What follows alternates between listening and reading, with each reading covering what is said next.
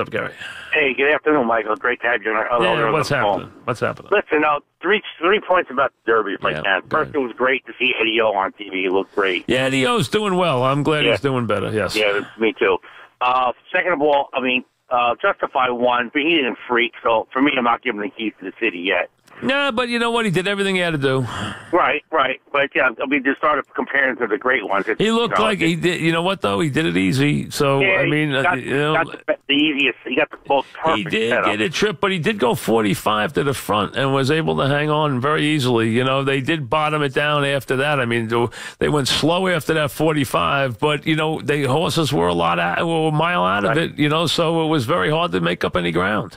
And listen, third, what do you think about all this chatter now? Like they're showing all these videos on YouTube. He's lame in the right back and the back right leg, I should say. Have you seen them and stuff? They're all talking he can't walk and blah blah blah. I mean, they've seen him after the race. Yes.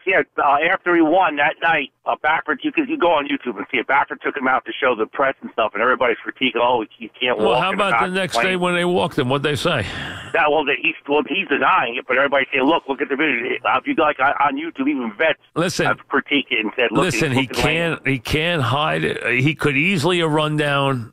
You know, he could have run down easily on that track, so that's number one. Right, that's what he said. He said he got scraped up. Easily could have run down. And, you know, on that kind of track, folks, you'll wind up getting what you would call sores or scratches. The horse will run down. Okay, right. So that's very easy to happen on that kind of track. It's common. So that could be, and that could cause anything, could cause him to be a little bit off. You know this, the horse is worth a fortune. They are not going to mess with him if there's something wrong with him. You will find out.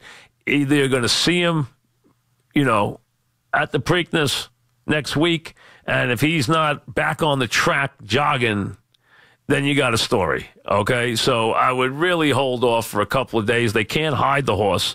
You're going to see the horse back on the Preakness track. He doesn't have to work over the Preakness track, but he's got to jog on it, and he's got to be out there in the walking ring. So you'll see the horse. He's not going to be able to hide the horse for 2 weeks. So, and listen, they're not going to run a lame horse. He's just worth too much money. They're just not going to do it. Kevin in Manalapan, what's up, Kevin?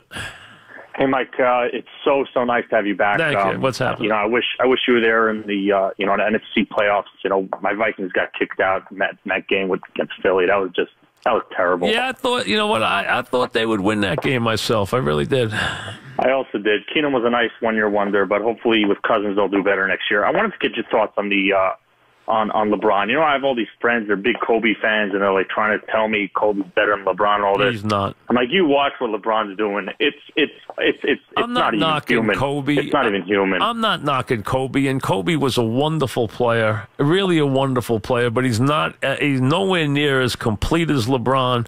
Wonderful scorer. Kobe is a lowercase Jordan. That's what he is. And that's not a knock to anybody, but that's what he is. He's a lowercase Michael. He plays the role Michael played. That's what he does, and he plays it very well. He's a wonderful player, but he's not LeBron. Rick in Florida, what's up, Rick? Mike, Tampa, Florida, welcome you back. Thank you very much. Love hearing your voice again. Thank you. Gleyber Torres, I'm so excited these last couple of weeks. Obviously, the way they've been playing. Now, where do you see his position and batting order going? Do you think he could ever lead off? I would not fool. I think he is an absolute. I think he's a two-hitter. I think in his prime he's probably a 2 or a 3 hitter, depending on how you want to play with the lineup. As to whether or not you want to, some teams like now to put power in the 2. If you want to do that, you could bat him anywhere in that lineup. He could bat in the 3-hole. He could bat in the 2-hole. He even could lead off. To me, he's going to be a guy who will have 15 to 20 home run power to go with everything else he does. Mm-hmm. You saw that again yesterday. I think he's not going to be a 40 home run guy, but he's going to be a 20 home run guy. He's going to be a guy who does everything well. He does everything exceptionally. He's that kind of guy. He's a 5-tool guy, an effortless player. Mm-hmm. The sky is the limit for this player. I would leave him in the bottom of the order all year. I would not elevate him into the middle of the order under any circumstances this year. I leave him in the bottom of the order. That's going to come in the years to come. He will have plenty of time to do that. I leave him in the bottom of the order all year because if you put him in the middle of the order, first of all, they have so many sticks in this order. But secondly, you put him in the middle of the order, you're increasing the pressure on him for no reason.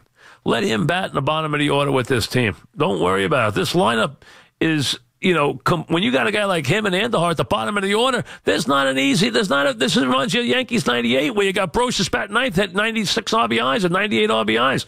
This is that kind of lineup again, where you got guys batting ninth who can hit. This is that kind of team where there's just not a respite anywhere. There's not a moment in that lineup to take a breather. And to me, that's perfect. And I love him and Andujar at the bottom of the order. They're murdered down there. Leave them alone. Let them go about their business. Greg in Manhattan. What's up, Greg? Hey, Mike. Welcome back. Thank you. What's happening? While you were gone, they started this kind of new free agent paradigm where the statistics guys kind of like did what Uberoth and the collusion couldn't. For the Mets and the pitching needs that they have, I got a guy who had 200 innings pitched for 7 years, threw 190 last year, and was 10-10 for a team 18 games under 500. But nobody has said boo about R.A. Dickey. Never said he was retiring. It's a checkbook solution. So as far as trades go, if the Mets are going to get a catcher, I think they're going to have to trade Flores for somebody's AAA catcher.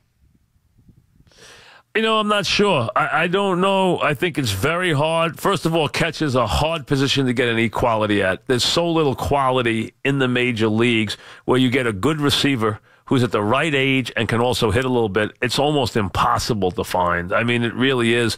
You look first to find a quality receiver, and then do you carry him, or do you need a little offense? The Mets could use a little offense from their catcher, but again, it's a very difficult thing to do, almost impossible to find a catcher. It just is. I mean, there's so few and far between. And if you ever get one that does both, who catches and is a good receiver and hits, like Sanchez, we all know he has his issues. Okay, we all know that he has his weaknesses behind the plate. You saw it again this weekend. I mean, sometimes the ball, for no good reason, bangs off his glove. I mean, that's just the way it goes. There's not any reason why it should, but it does. It happens to happen. Now, have you heard about 888? 888